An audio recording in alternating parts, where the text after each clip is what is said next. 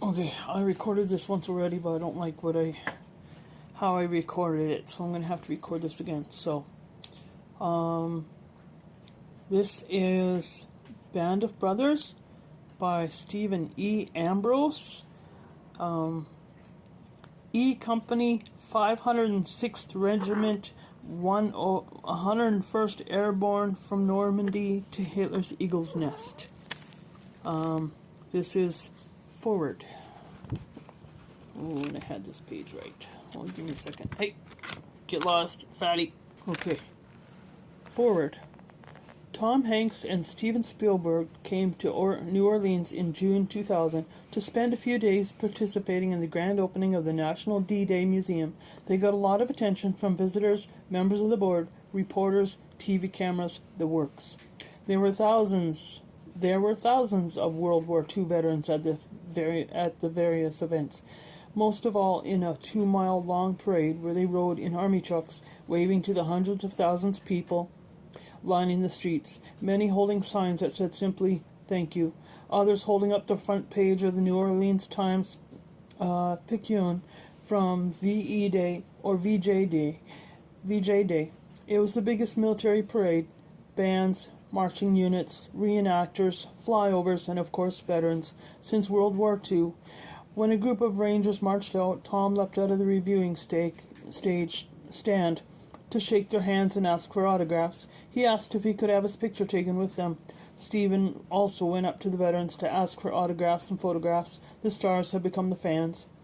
Tom and Stephen began work on a series for home box office based on this book. What impressed me was how careful they would be to be accurate. They sent me scripts for each of the episodes. They paid attention to my comments and suggestions, although I must say that in no way am I a scriptwriter. I know how to write books, not how to make a series or a movie.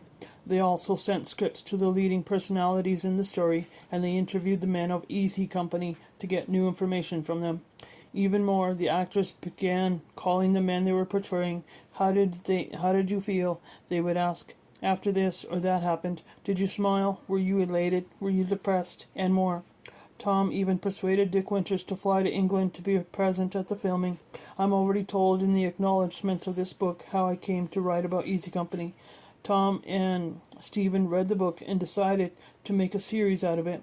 But things weren't quite that simple. First of all, there were hundreds, indeed thousands, of books on World War II. What they liked about Band of Brothers was its scope, almost the whole of the campaign in Northwest Europe, but even more, the concentration on one outstanding light infantry company and the personalities and actions of the men. It is that personalization that I, and many readers are drawn to. The war was so big, and with so many characters and outstanding, and not so outstanding, generals and statesmen that people grow weary of reading about. Dwight Eisenhower and the Supreme Command, or Franklin Roosevelt and his High Command, or the strategy of the war. What they seek is the experience of the individual soldier or sailor or airman. They want to know, what did he do? How could he have done that? They read for entertainment, of course, and enlightenment, but also, and perhaps most of all, for inspiration. Tom and Stephen, like many others, are fascinated by World War II. They are aware of how many of us owe the men who fought it.